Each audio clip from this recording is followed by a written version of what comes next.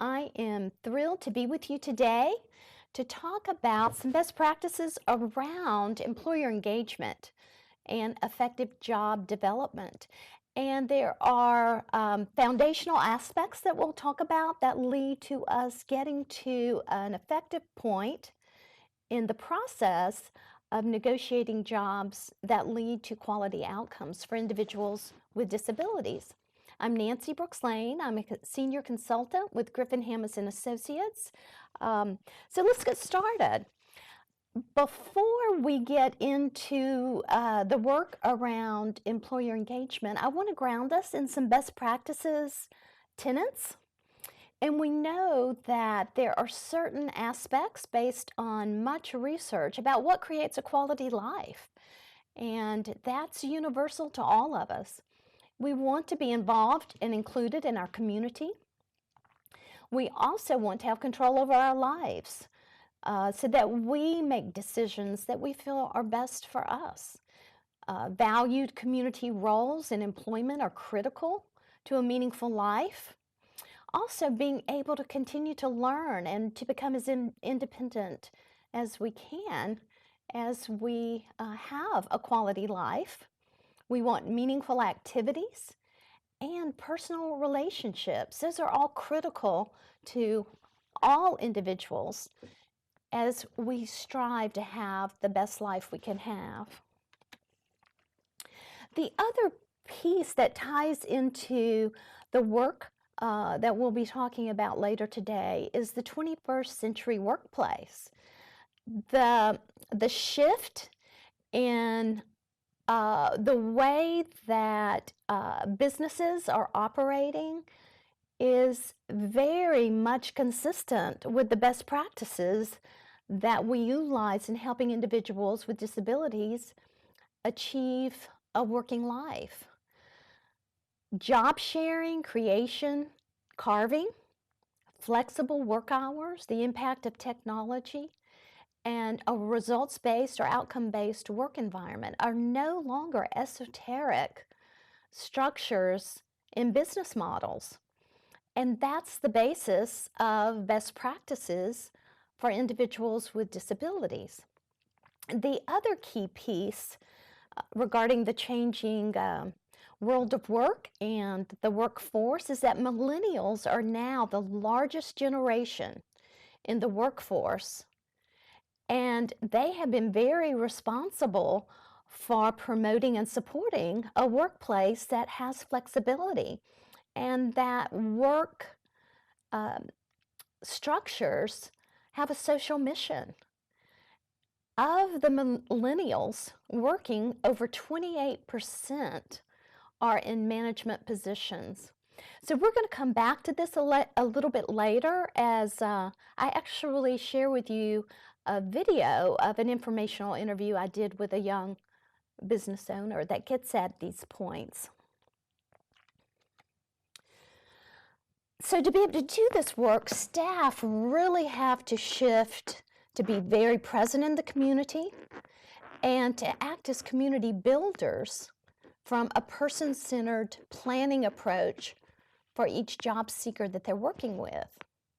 This means assisting the individual with identifying their interest, helping the person plan and develop meaning community roles and relationships, and employment is what we're going to be focusing on today, and then helping the person find their niche to participate in and contribute to their community.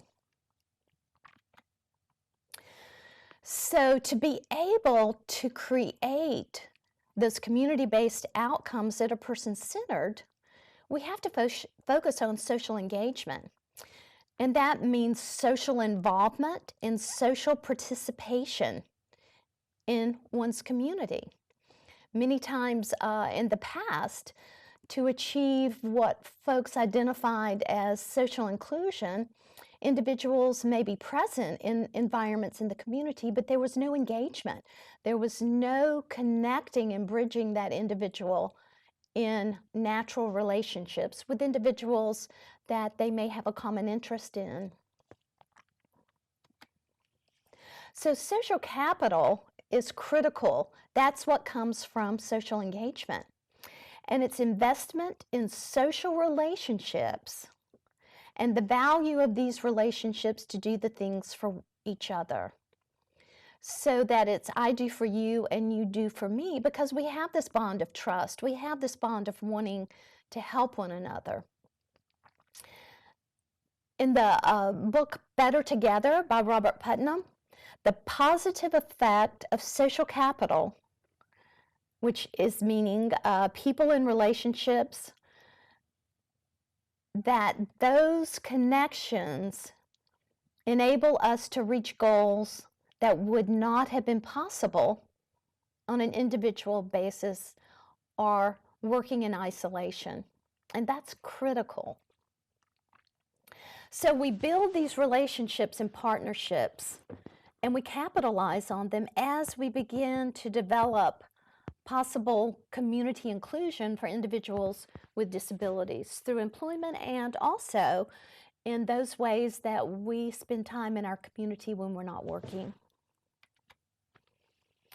So this requires a very different set of skills than when we were doing more of a caretaking role, or when we used more of a pity model around disability employment development. The skill sets that staff must acquire to be able to do this good work is using community-based methodologies. It has to be person-centered, strengths-based. Again, I can't stress enough the importance of social capital in this process, and bridging natural supports so that the person does have those typical relationships in the work setting or in the community when they are participating in non-work activities. A team-based structure is important. It's that synergy that comes from individuals focusing on a particular outcome or processes, or being creative in developing next steps that create an enhancement of the process than when employment specialist is working alone. Also, outcomes-based.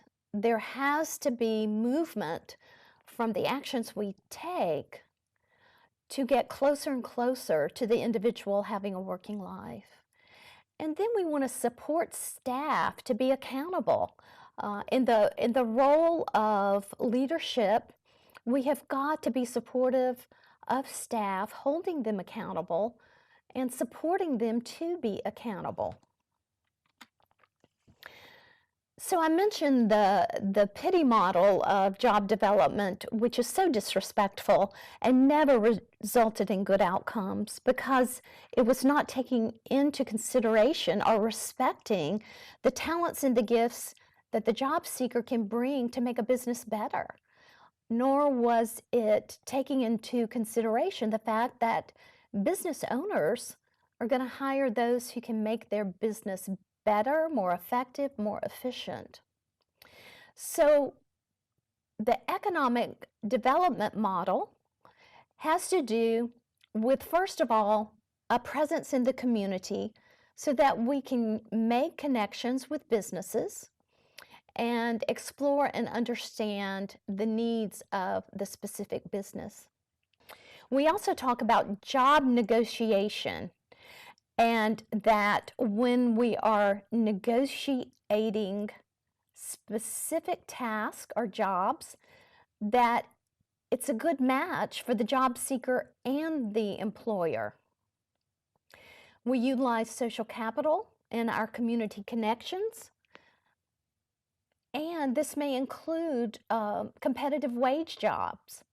It may include task negotiations that are pulled out of other job duties that either are not getting done or are bogging down the individual who has responsibilities that are critical based on their talents and skills and education. We also look at job creation, and then self-employment is also an option. So one important piece of the work that we do is that we achieve higher quality outcomes by working with small business owners versus corporations. And I'll explain why. Corporations tend to be very rigid in their hierarchy. If you've ever gone to a big box store, as Carrie Griffin talks about, or the big sign syndrome, they are very rigid. Not only is it difficult to get in to talk to people who have power over decision making, it's very rigid in terms of their job descriptions. The HR policies and procedures, there's little opportunity to be flexible or think creatively and innovatively. Additionally, there are pre-hiring processes. I've actually worked with an individual at one of the big box stores who had a strong interest in working in this particular store, and I wanted to honor their decision. So went with them. The pre-questionnaire was over 80 items. The questions required that the individual be able to read. There was no ability to help interpret the comments that were being asked of them. So it was a very rigid process. So the pre-hiring processes through questionnaires and other structures that are put in place are really to rule out people.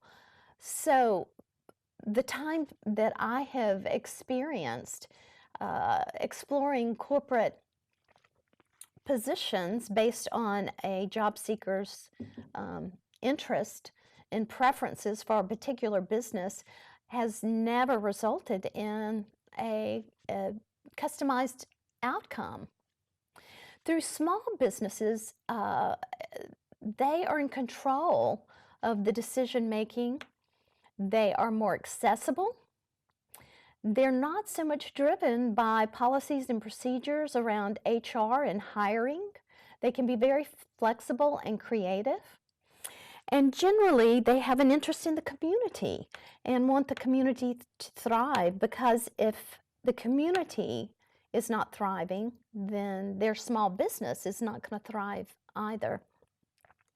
So an example of how this can be so effective, I was doing an informational interview at a store called Artsy Beads, and when we went in, based on the vocational themes around a job seeker I was working with, we didn't go in to negotiate a job. We actually went in to do the informational interview and find out more about the business and the needs of the business.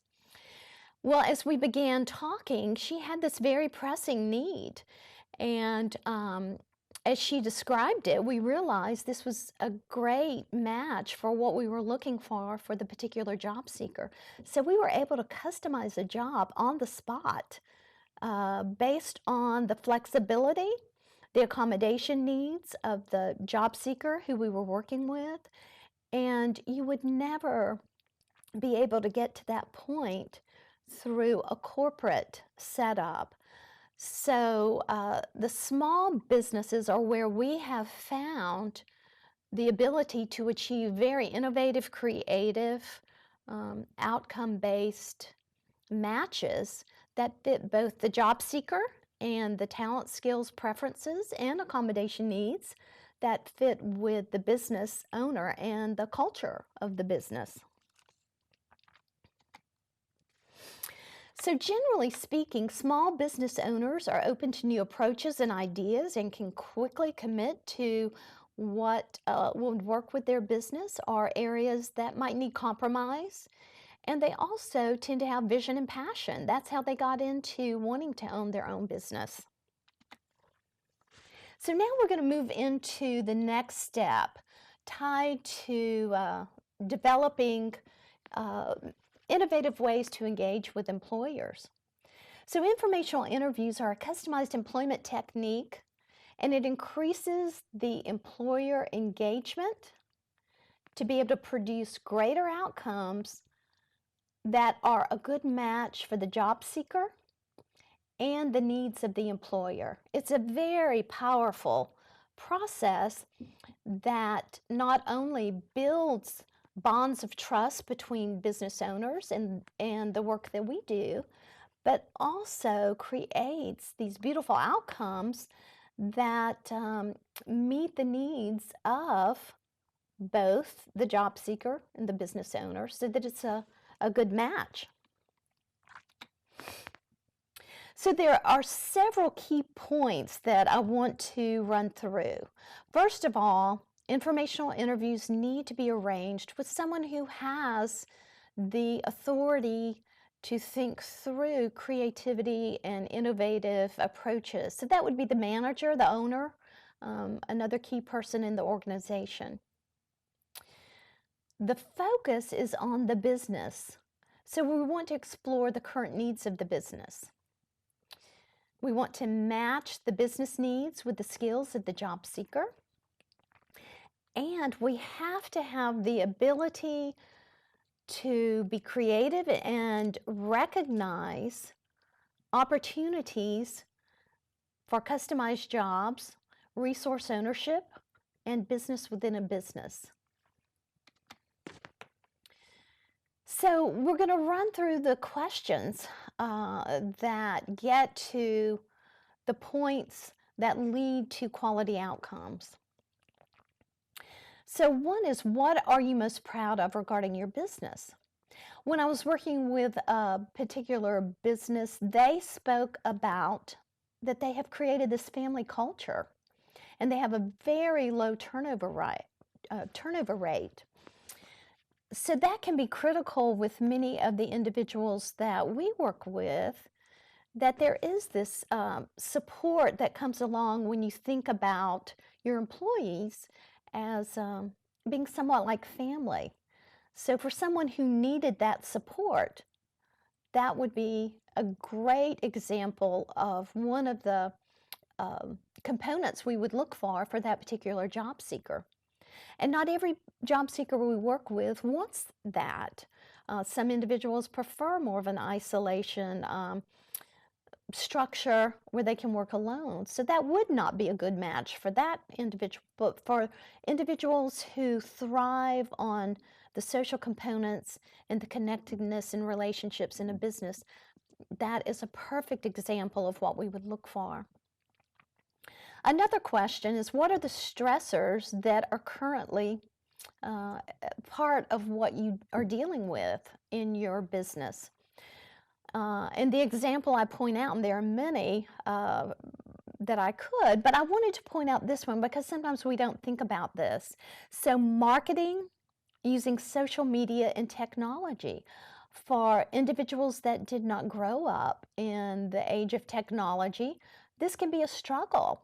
So knowing that that's a way to reach a possible customer base could create and customize a job for an individual who has a vocational theme of technology. Another question is, what keeps your workflow from going smoothly? In this example, the biggest issue they had was that there was no central person to answer the phone from 10 a.m. to 3 p.m. So right away, that's a structure for a customized opportunity if we match well the job seeker to the need of this particular business. And then what is currently not getting done. So I want to just quickly tell a story working with Sheriff House. When I met with him for the informational interview, again, my goal was to find out more about his business model, which of course is a civic and government organization. And when we sat down, it became very apparent that he was struggling. The staff that were in the front of the office were getting pulled into every possible issue that arose when someone walked in the door. And so the timelines, the legal timelines they had to meet to get paperwork out were creating stressors around being pulled away from that to address whomever may come into the door. So we were able to customize a job where an individual pulled out those tasks to free up the staff who had critical deadlines related to legal aspects of um, the sheriff's office and individuals who were actually in legal trouble. The other piece of that is we began to think deeper into how there could be further tasks that would be a benefit. During the times when the police have to practice their shooting, it was tied into creating additional tasks where the individual put up the targets and also picked up the shells. And this fit with the individual because he had a very strong interest in security, safety, and wanted to be a part of work situations where that was the purpose, that was their mission.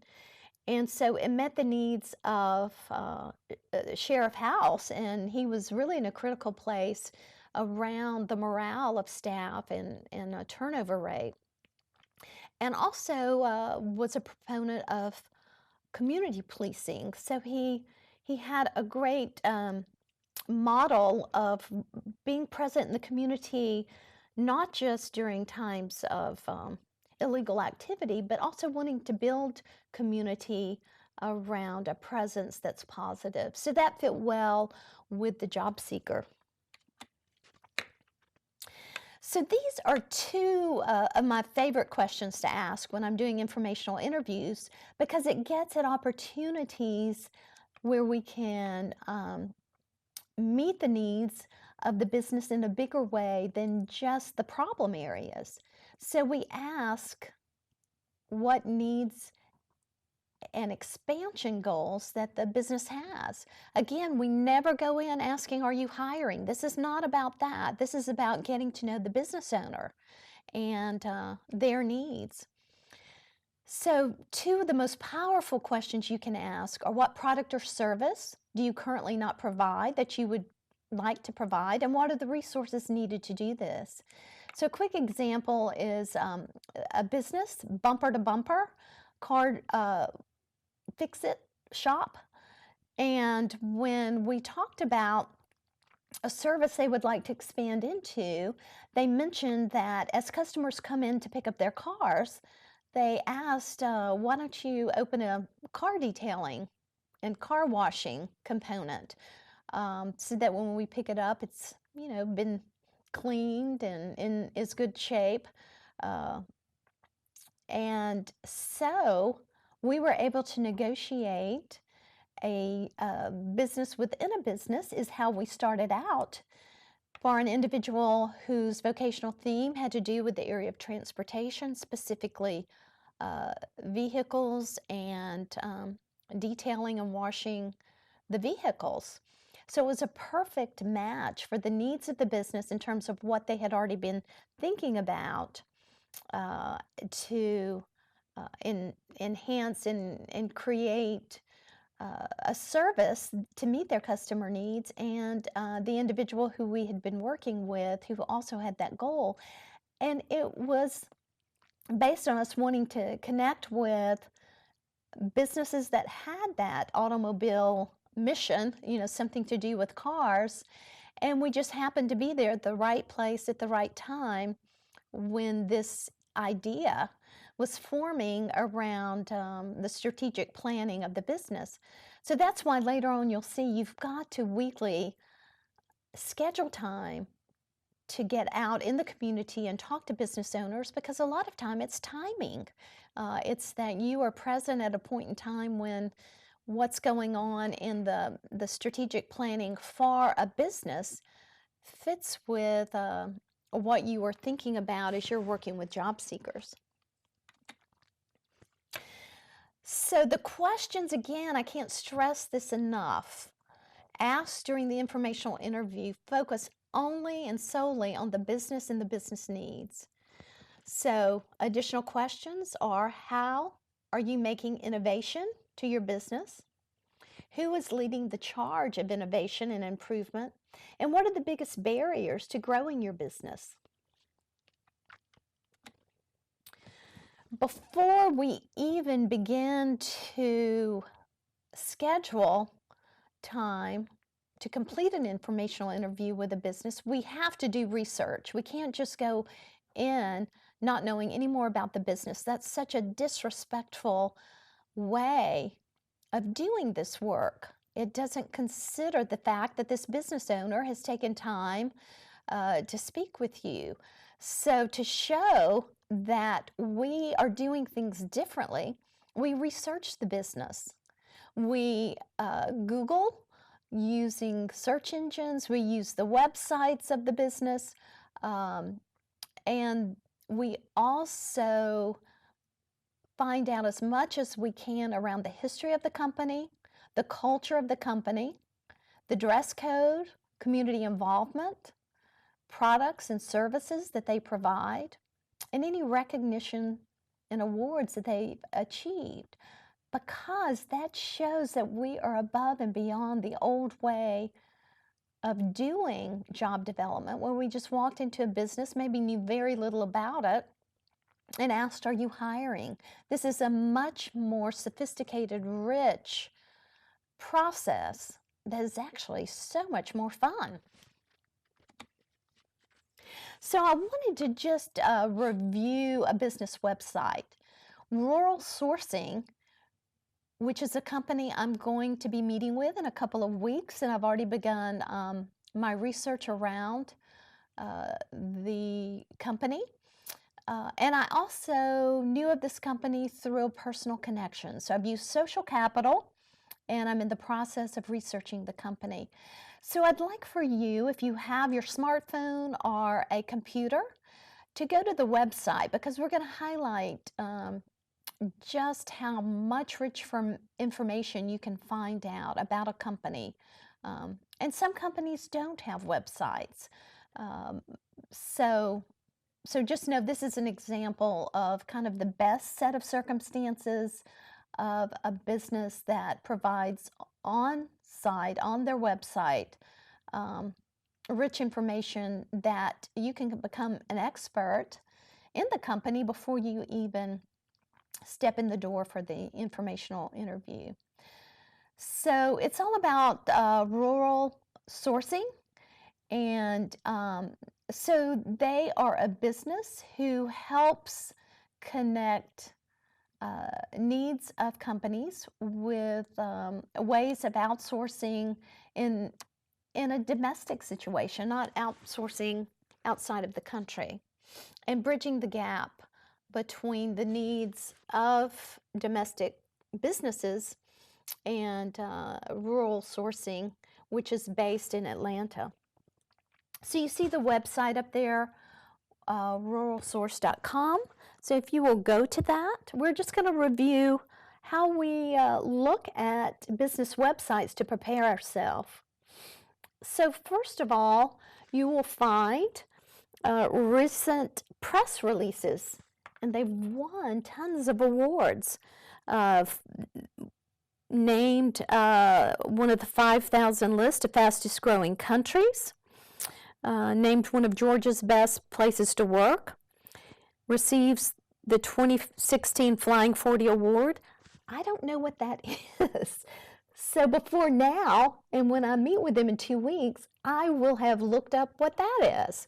And then it was named Atlanta's best and brightest company to work for.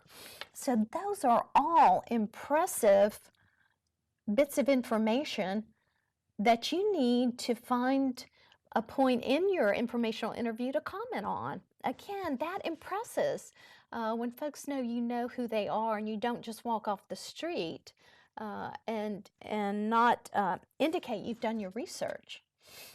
The other piece you will find on the website is the culture.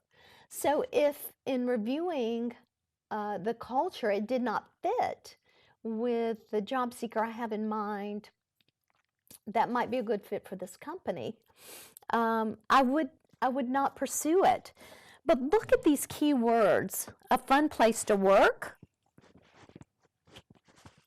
team-based, one of a kind, values the employees, and they care about their life beyond work, family-like relationships, celebrating achievements, focusing on the colleagues to do the work that they love. And they also talk about this different structure around not having to work in an office-based setting, but having flexibility to work from home and other environments.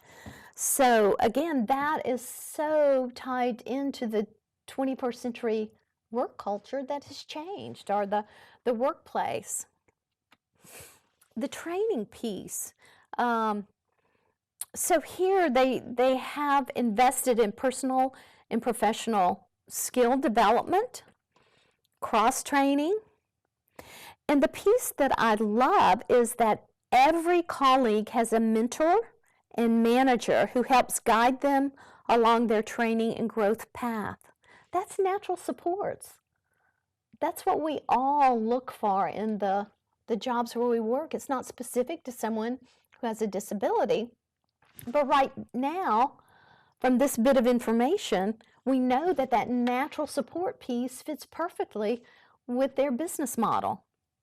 So I want you to take a minute to read this blog, and I'll summarize it while you're reading it. So the blog is by one of the employees, and he talks about the importance of the education that he has, but he stresses that on his own, he found ways that the formal education did not address some of the information he needed.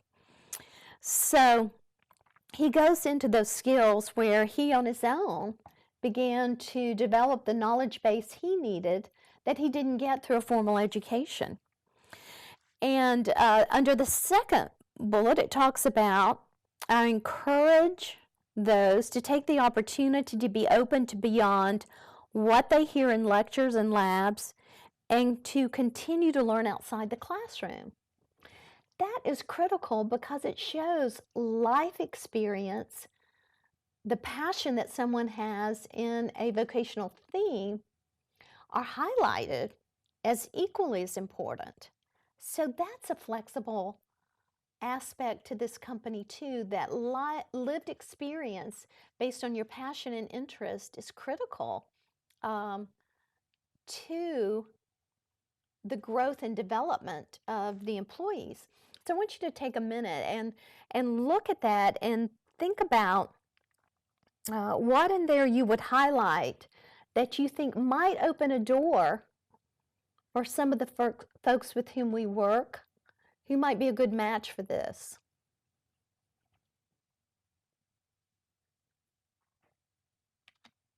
The value here. It's the real-life application of these skills that will set you apart from a typical graduate. The focus on continuing to learn outside the classroom, which ties back again to that mentorship that each employee has assigned to them. Again, the natural support. And open to life experience, not just formal education. So that again is a different mindset, so that would show the value of the possibility of someone who may not have the formal education, but has the passion and interest where they on their own have learned skills that would fit well with this philosophy. So I want to now go into, this is actually a millennial that I referenced earlier, who has a business, Buckhead Thread company, and you can see the website there to visit more about the the model of his particular company, which is a 21st century model that we referenced earlier. So on the website, you'll see where you can click on the store that talks about the products. There's also a customized link where people can actually have products customized to their specification. There's a thread blog that creates this whole community around what's happening in Atlanta. And in the video, you'll see how he talks about this social mission and pulling together people who are interested in art, fashion, style, music, culinary arts, and how he brings that together once a year called Thread Fest that he hosts.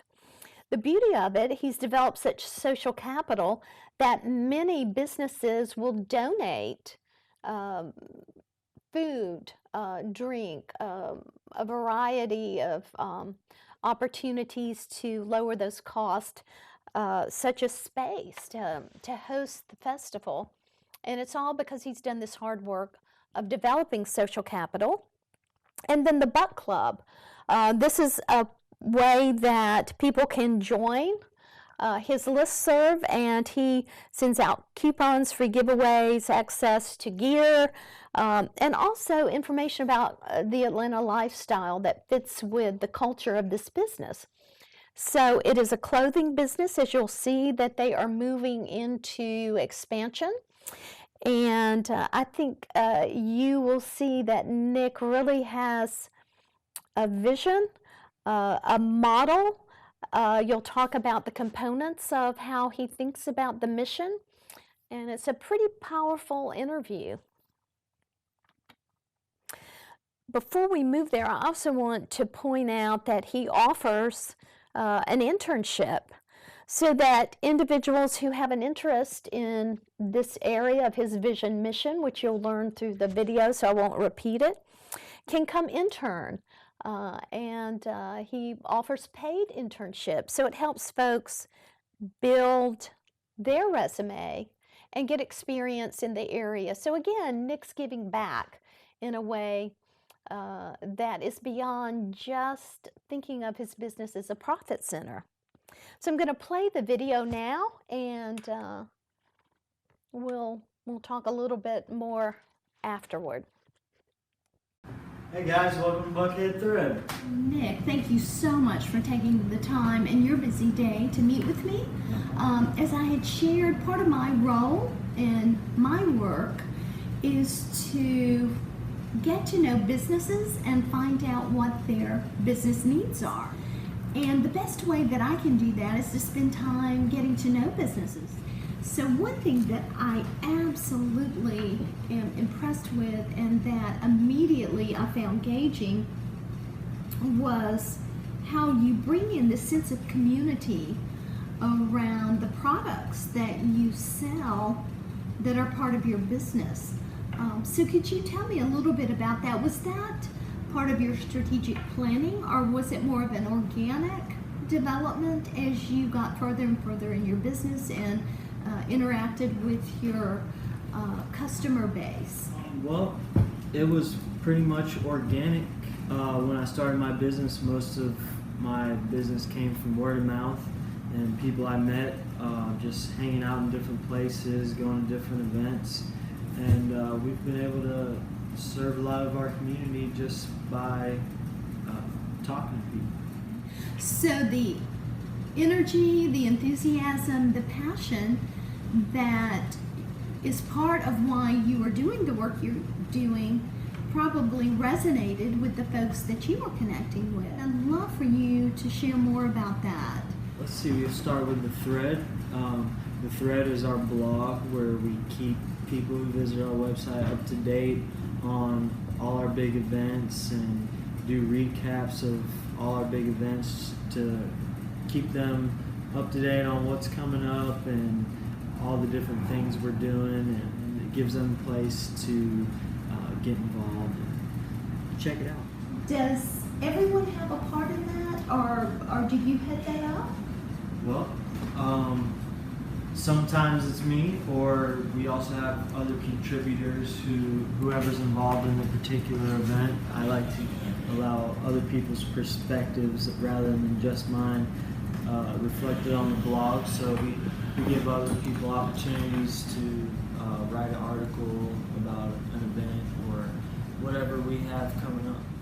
So not only is the blog a way to connect with the community at large, internally it has this value in that anyone can creatively speak about events that they were moved or touched by.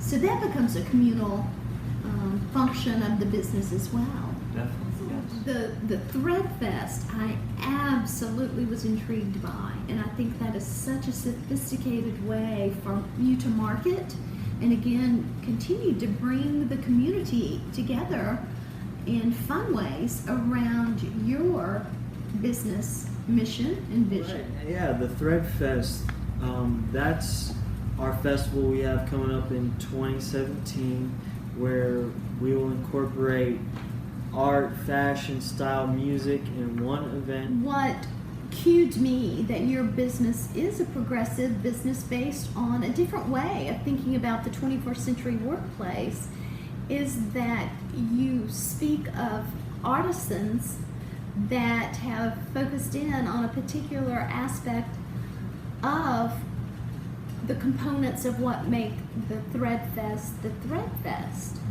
Everything from musicians, writers, poets, craft brewers, and culinary arts, and so that again is one of those things we look for when we do this work, that artisan nature of products that are being sold.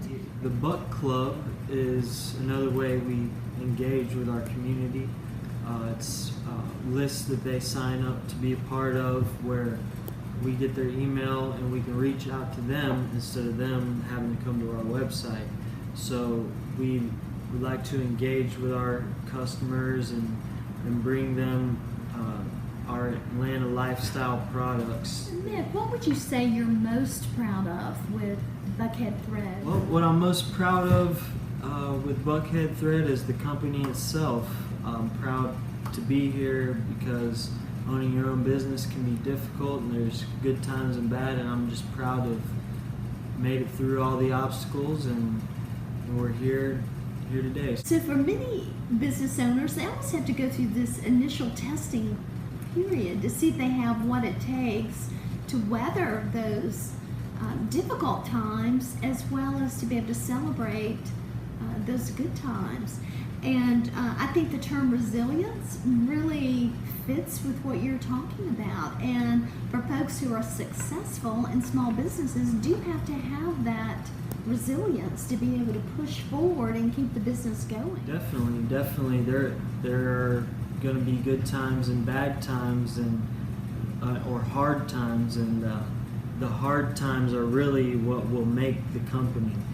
It'll give you an opportunity to push harder, and it'll bring things out of you that you didn't know you had. One experience I had while I was at a Ben & Jerry's, I noticed on the wall they had a product mission, a social mission, and an economic mission, and I wanted to create Buckhead Thread's missions in those same areas, and in doing so I found out that my social mission was probably the biggest part of our business. Sales are great and they're necessary, but what we experience in our community is much more rewarding and inspiring.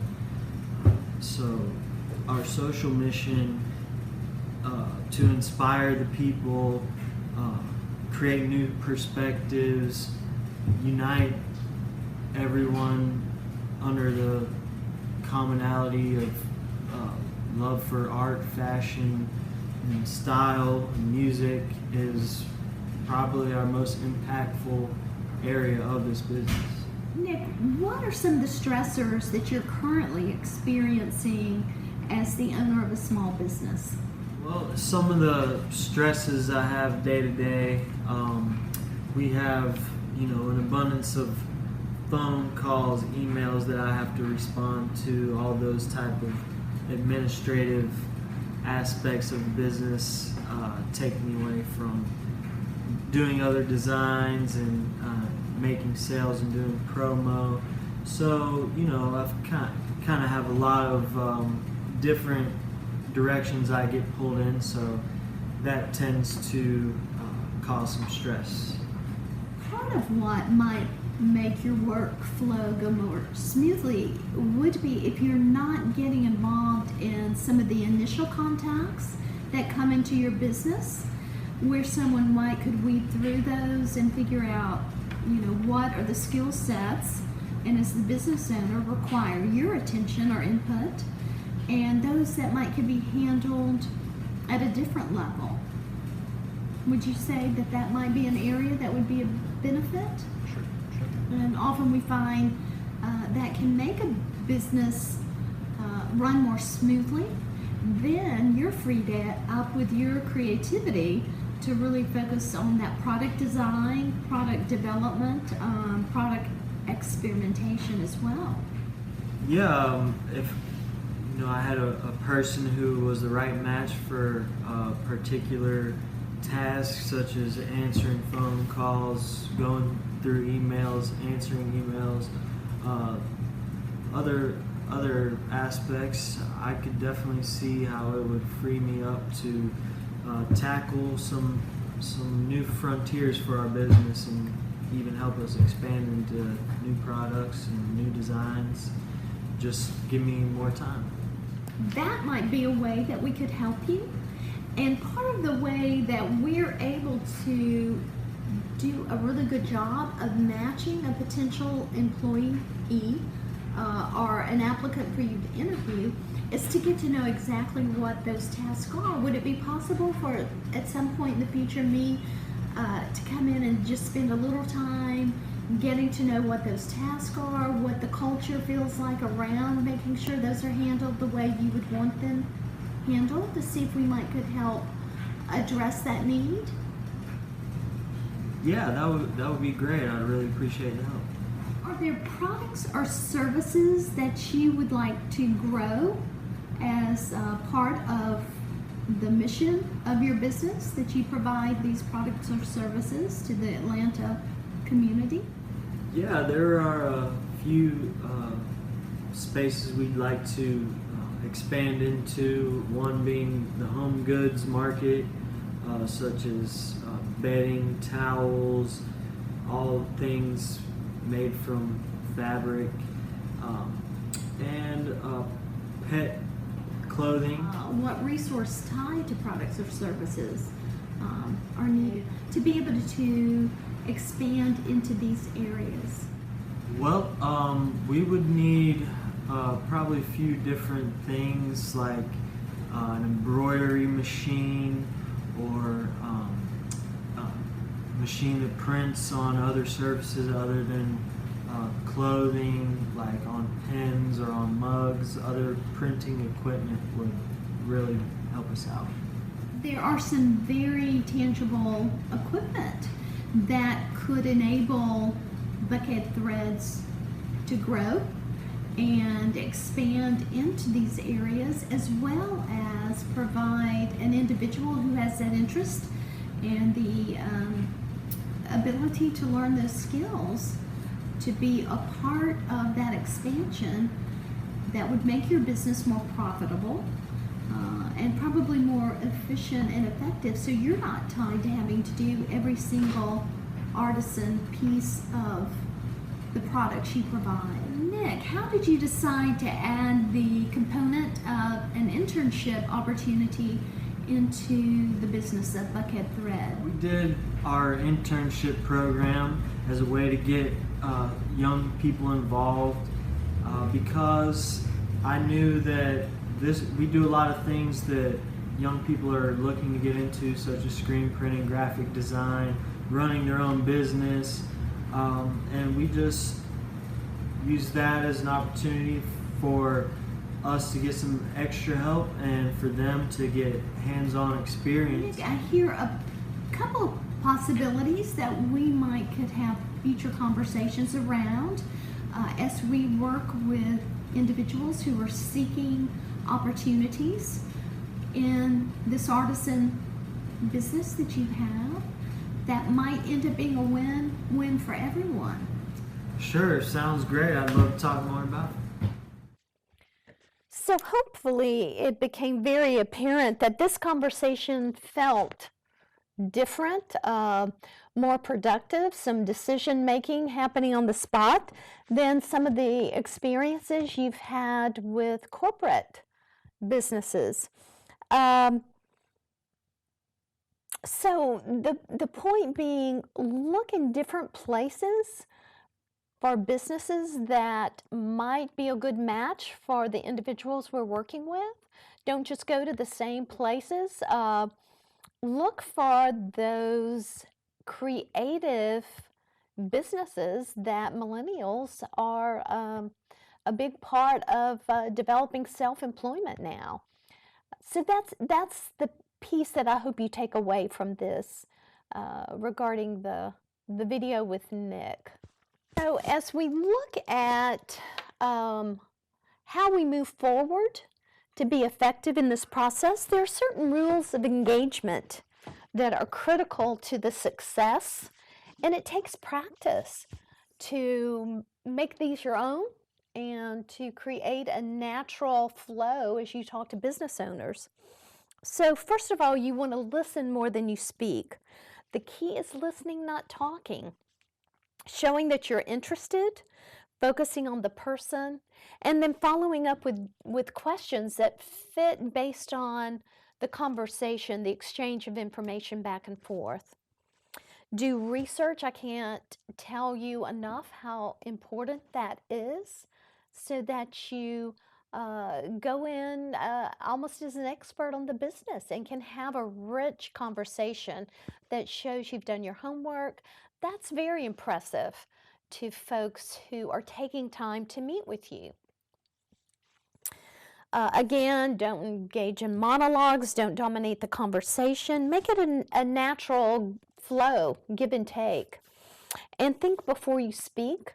Sometimes we just blurt out things that might be kind of odd in a conversation with someone who is a business owner. So think about that. Make sure you understand the culture of the business. Stay away from focusing on the disability model of employment, and stay away from focusing on your company. This is all about an individualized process for a particular job seeker, not about going into great detail about what your organization is. Business owners aren't really interested in that. They're interested in getting to the heart of the matter of identifying needs they have and working with someone who understands the business world and the culture of their particular organization to help solve those problems. Avoid value judgments. Do not interrupt. Don't overshare. Create a state of feeling relaxed. It's just a conversation, a fun conversation, because you're learning about interesting aspects of other people and their work focus. So recognize the interesting piece that our jobs allow us to meet with businesses and learn all these interesting facts about the individual, how they got into the business, and what their business mission and vision is. Of course, utilize good contact. That's part of social engagement, good eye contact, and also a friendly attitude.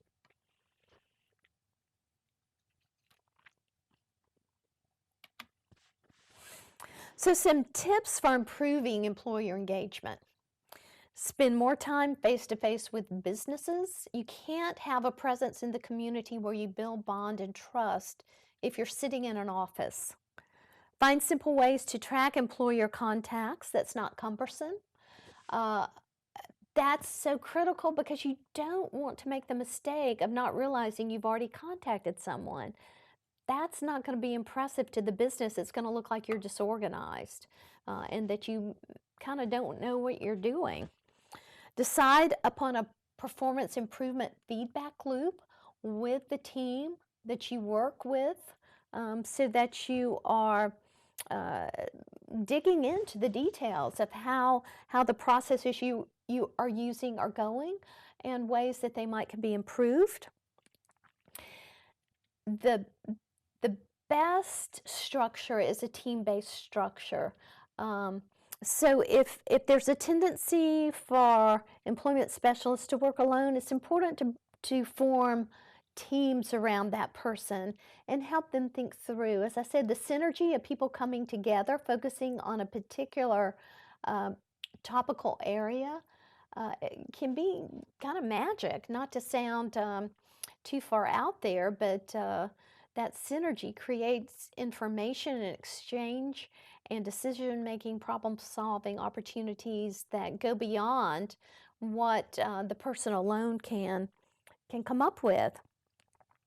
Also, get involved in civic and community organizations.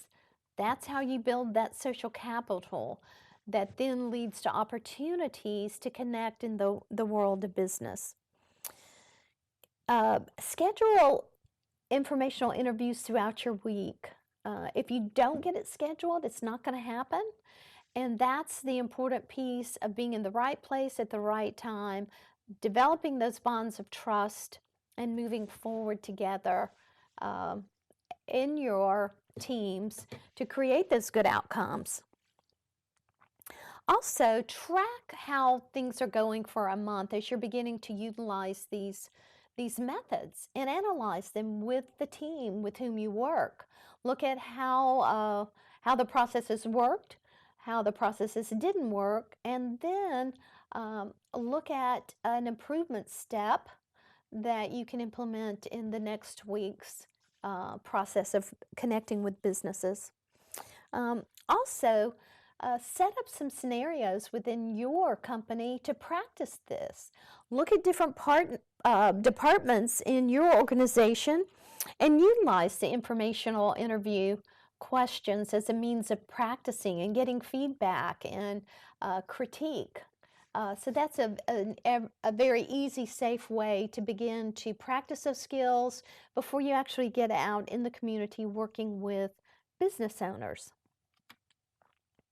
Also, don't forget the supply chain, that many businesses outsource aspects of the product or service, and that can be a rich place also to dig into to find opportunities to solve problems. So I'm going to share with you an interesting story based on an informational interview that I was doing with the Pecos Flavors Winery, and I have permission to share with them their experience through this informational interview process. They're a very creative business. They also have a social mission, as Nick talked about. So they combine their winery and their artisan beer production with a variety of community guided interests. So they may have wine and painting classes, wine and beer and book clubs, wine and beer around interesting music. So anything that you can think of that might be part of the survey of their customers that come in that they would like to see offered through the Pecos Winery and Artisan Beer Company, they're open to adding that and providing it. So when we were meeting with them, they have tons of artisan products where people have made a variety of business products or home-based products that tie into the business of wine and beer. But as we got deeper into where the headaches were, he brought up the vineyards and the farmers who run the vineyards. That's where an area of need became apparent. And the business owner even said, I didn't even think about that. So we help them think deeper because often as they're running their business during the day, they don't have the time. So what we found out was the farmers who own the vineyards that the Pecos winery contracts with were having this huge issue around keeping people who would work with the vineyards um, harvesting and planting and pruning and taking care of them. The individuals that had been part of who the farmers had interviewed, were either not doing the work when he would come out and check on them. He described people who were listening to music, reading, and then there were individuals that would work and then move on to other jobs based on kind of a seasonal model. And so what we were able to help work out is to develop a solid workforce to the individuals we were working with who had that agricultural vocational theme, so that the problem that was solved by pairing individuals with the needs of the company resulted in a stable workforce. So don't forget to dig into the supply chain as you talk to businesses, because that might also offer opportunities for meeting the needs and solving the problems of businesses and business owners. So to wrap up, the work that we're talking about, customized job development, we avoid those big corporations because we have found that does not result in opportunities to be more creative. We have got to get out and be a part of our community and get to know businesses and develop connections with civic organizations, because that's that social capital that we all need in all aspects of our life. We don't live in isolation. We do for one another.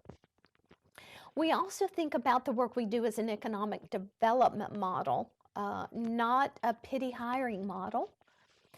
And we go to places that are unique, such as the example with Nick. We seek out those businesses, those small business owners, to get to know them, and we don't keep going to those same places that every other job developer goes to. How many times have you gone into a business and they said, well, someone from your organization was here just yesterday? Well, in fact, it was another organization. But to a business owner, especially when we focus on the structure as a disability program that we're coming in to find out if they're hiring, that gets old, and it doesn't get to what should be the focus, which is getting to know the business, their needs, and then how we can be an asset to help solve the problems to make their business more profitable, more efficient, more effective, or to grow their business. So what does it take? This is a very important slide. It takes looking at community differently. It takes creating social capital by getting out of your office and having a presence in the community. Moving toward economic development, spending more time with local businesses and less time with those traditional systems that we tend to connect with because we are in similar roles of having the mission to help people have inclusive lives. Collaborating around the notion of person-centered approaches that are driven by the individual's interests, preferences, strengths. Focusing on the person, not on the organization. Understanding that disability does not occur in a vacuum. It's part of our community. If we live long enough, we're all going to have some impact of disability. Also, having a positive and open approach to life, being able to get excited about the work we do, goes a long way to pull people in to know that that this is someone who's going to make things happen because they're energized, they're motivated, they want to achieve good outcomes. So this is the final slide, just kind of a cautionary tale um, and a yardstick to help you measure if you're on the right track or not. So we know that something's a bad idea if it increases stigma around people with disabilities, if it reinforces stereotypes. There are many jobs now that because we put so many folks into those jobs, and I say put because we weren't using a person-centered approach, they have become stereotypical jobs. Greeters, working in fast food, working in grocery stores. We've got to look beyond those, and it's got to start with answering the question, who is this person? And where best do they fit in the world of work based on their preferences, interests, passions, and accommodation needs? We also know an outcome that we might be working on is a bad idea if it decreases the opportunity for the person to be included in their community. And additionally, anything that does not allow for people to develop those community connections, those typical friendships, those relationships, those opportunities to be involved in meaningful ways in their community through employment and non-employment based activities is not a good idea. And if it's not individualized, everything that we do starts with who the person is. So you will have an opportunity to email through the web board any questions, comments that you have about this. I am so passionate about this work and love it that I'm willing to do whatever you need to provide additional information, resources, whatever would be of benefit to add to the time we've spent together in the webinar. So thank you again for allowing me to be a part of your day and share some of the experiences that I've been fortunate to be a part of through all the work and all the opportunities to learn from the job seekers I've worked with and the teams that have been a part of supporting that individual. So thank you.